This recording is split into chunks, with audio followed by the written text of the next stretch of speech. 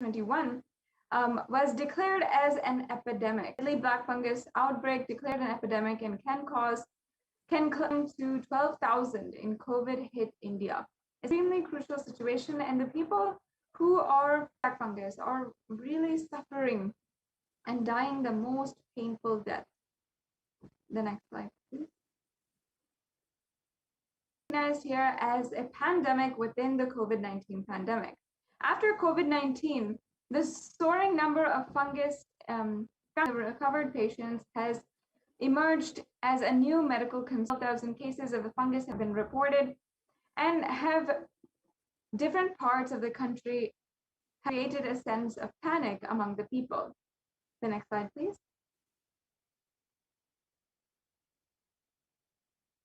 And again, black fungus disease is killing COVID-19. And as this had revealed, saying that it will smash the brain also. Here it says near 50% mortality rate, and is tragically killing many of the relieved to have beaten. The infection can eat through skin, and even those it attacks the brain and other critical. Once it starts growing that way, it's very difficult to control. Studying the outbreak in India, say steroids used to also weaken the immune system, and for this reason, leaving patients susceptible to the fungus. Next slide, please. And again, Devi Parashakti will die like rats and cats on the street. How dead bodies are floating in the large quantity in Ganga. How authorities are fudging numbers and underreporting. We're seeing where dogs are eating those dead bodies, and because dead bodies, they are dying. And poor human beings eating those dogs are unable to find food, and they are also dying. This is of the revelations from Devi Parashakti as the reality of what's going on.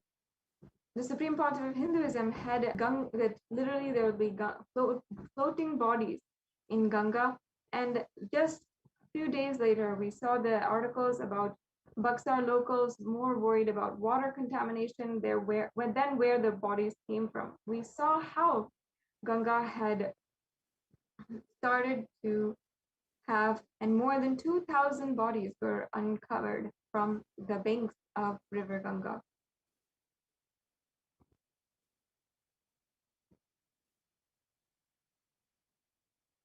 And also we have articles that are showing the terrifying truth about dogs eating the dead bodies. Here it says, for the last 2 to 3 months, people have been burying in dead bodies here in one of the places, Sangam area. And because of the open ground, many of the dead bodies attract animals, and rats and dogs have been eating those dead bodies.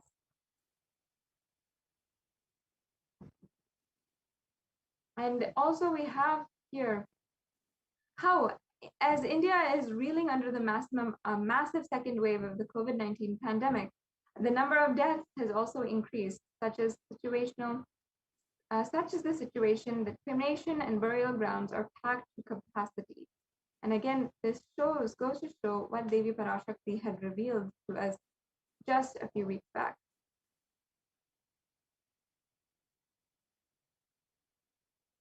And again here, how the poor human beings eating those dogs' dead bodies because they don't have food and they are dying, how this has come true, where over 150 dead bodies, which have been reported as COVID fatalities, were dumped on the banks of River Ganga. And these COVID bodies will be washed down further and can be eaten by stray dogs, which will further spread the virus. It's a very harsh reality that we're really dealing with here. The next slide, please. And again, more evidence on bodies found floating in Ganga in UP day after Bihar horror. Dead bodies washed up on the banks of Ganga are sighted for the second straight day. And the spot is around 55 kilometers upward from Bihar, and where more than 100 bodies were found yesterday, evoking shock and anger. The Bihar authorities had argued that the corpses had floated down from Uttar Pradesh, as they state that the tradition of consigning bodies to water.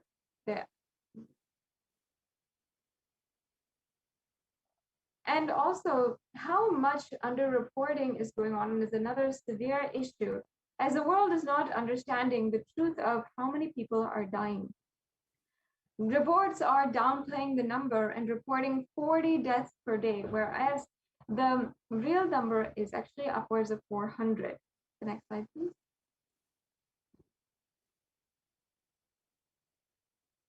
Again, saying here, what the Supreme Pontiff of Hinduism had said, India is dying and media is lying.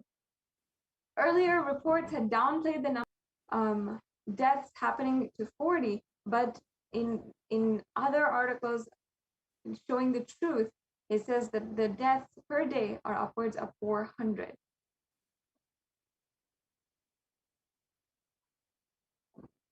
And we're seeing how India is in denial of the most deadliest disease.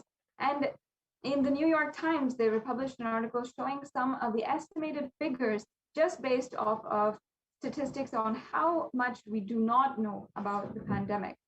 Here, it's saying that the real number of deaths is showing 307,000, but the estimated is double that at 600,000 deaths.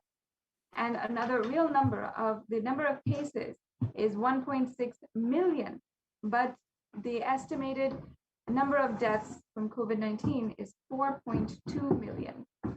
And so these are the estimated counts of the number of fatalities from COVID-19.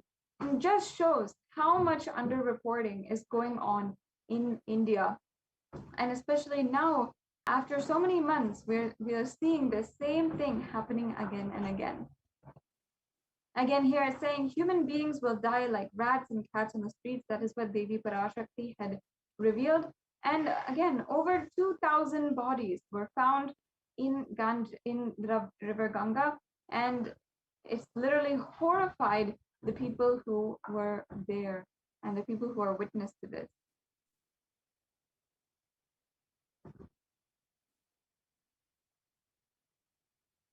And the New York Times says that the actual figures are likely to be much higher than more than half of the Indian population infected with COVID. India's population of 136 crore, 1.36 billion, versus 700 million people who are infected. The next slide, please. And again, here in the print is saying that at worst case, India's COVID deaths are 14 times higher than the government count.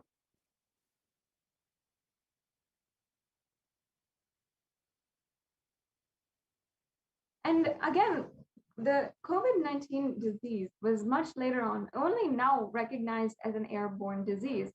However, for so many months and up until actually a year, there was so much of denial and criticism of so many people and authorities who had said that COVID is in fact airborne.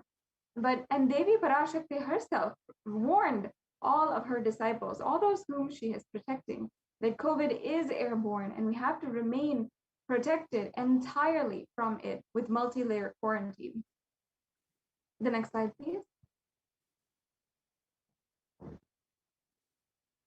We saw how the Nobel Prize winner Louis Montagnier had actually had said that COVID-19 was created in a lab and was created by the variants of another disease. And he had warned the whole world that this was ongoing. The next slide.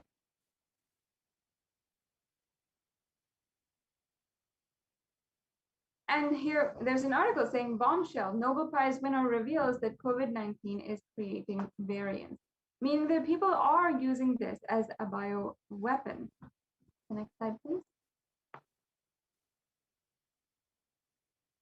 And for so many months, the different scientists and different people were trying to convince authorities and the media to tell the world that the world's most infectious disease is actually airborne, meaning just from the air you can catch the disease.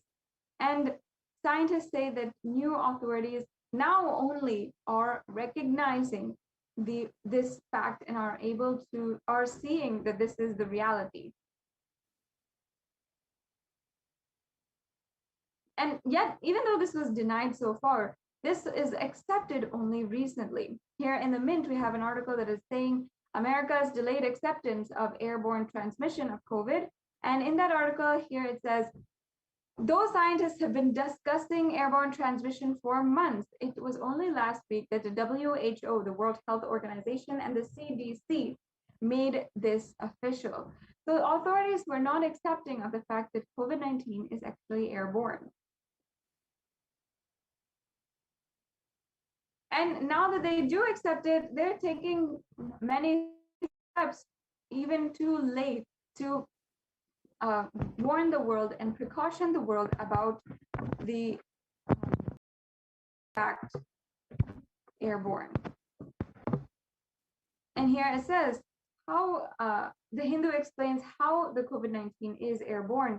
And again, they're also saying that home quarantine is not possible in India. This is again something that the Supreme Pontiff of Hinduism has been insisting on and warning us for so many months beforehand. And that is why the Supreme Pontiff of Hinduism himself had opened up the Kailasa care multi-layer quarantine centers. And the Hemanta Biswa Sharma from Assam had literally told that home quarantine is the prime reason for large number of deaths in Assam. He says that Assam chief minister said that the home quarantine is one prime reason for large number of deaths during the second wave of COVID-19 in Assam. Assam on Monday witnessed 92 deaths, which was highest in single day death. The state, in the state that Sharma said, we have had more death cases happening from home isolation. Yes, the next slide, please. And here it says that Maharashtra government on Tuesday announced the decision to stop home quarantine in 18 districts which show higher COVID positivity rate than the state's average. The state's public health minister, Rajesh Tope, said that the decision is taken to ensure better healthcare facilities to patients in districts which are showing higher positivity rates. The next slide, please. And another article from the Business Line saying that COVID-19 on why home quarantine is not possible for the majority of Indians. And here they say that about 41% of houses have just a single home, which is shared by about 5 persons. And because of that, they have no exclusivity in living room. About 5 people share an accommodation. About 32% of households have 2 rooms, adding to the woes in the fact that only 47% of households have access to water within the premises and 42% don't. So these are all the problems that you can see. There's no way that home quarantine can be possible in India. And here it says the self-isolation for COVID-19 is impossible for 40% of families.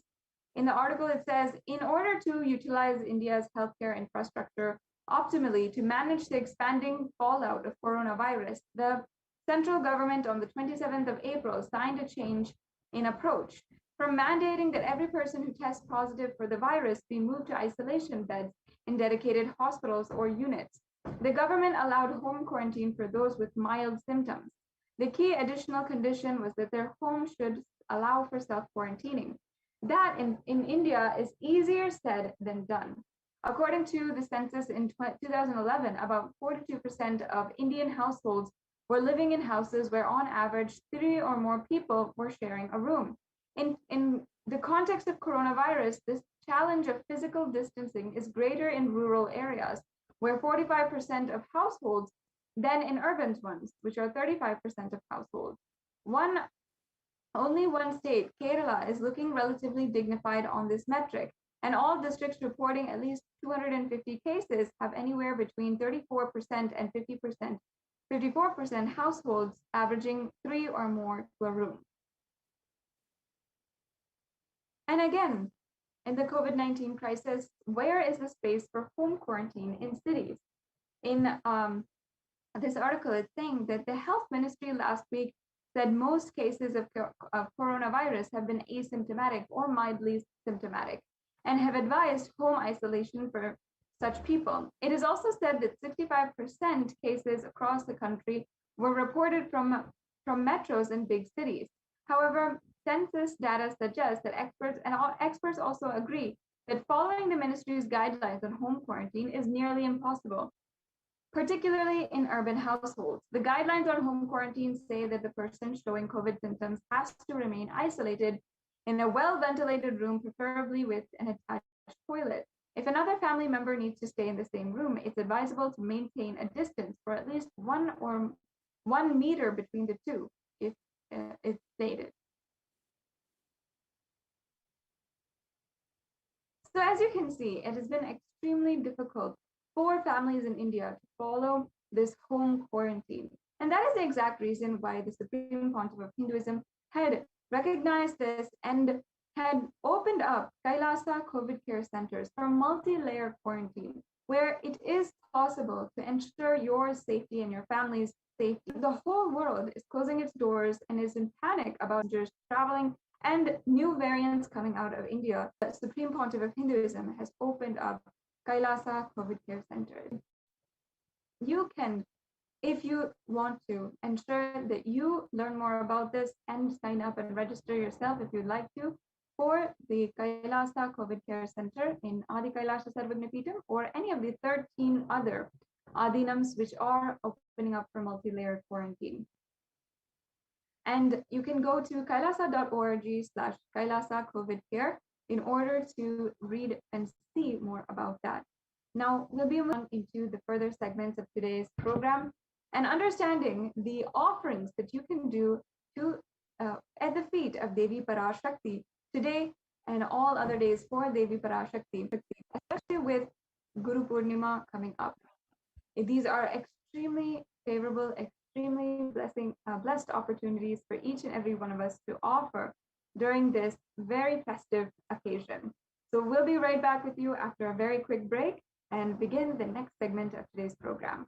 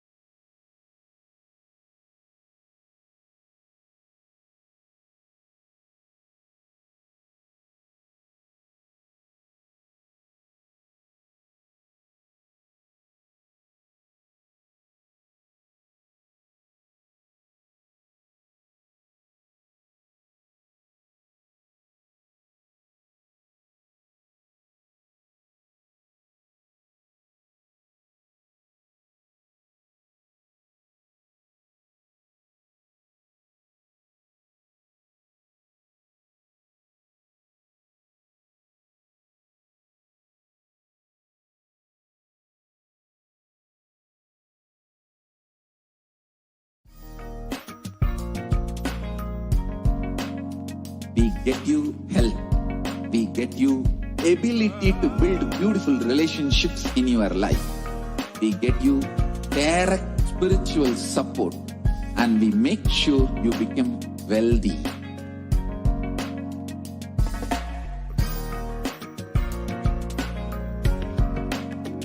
We won't stop giving you just good life.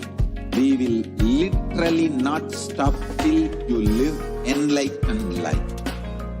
Manifesting the state of Paramashiva, space of Paramashiva, powers of Paramashiva, being of Paramashiva.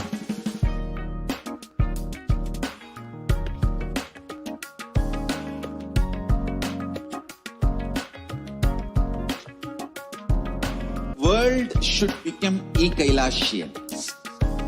I want the whole world to know Hindus have something great to contribute to the world.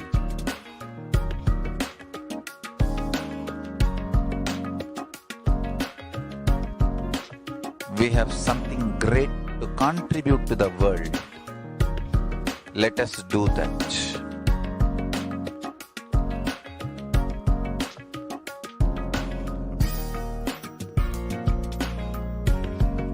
E-Kailasa is proper customized spiritual service helping you to identify your root patterns of suffering.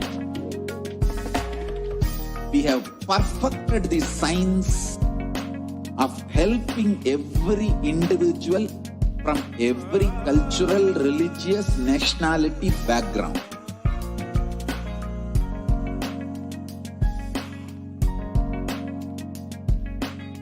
You will have lowest reactionary assumptions, highest awakened response, alive response for life continuously.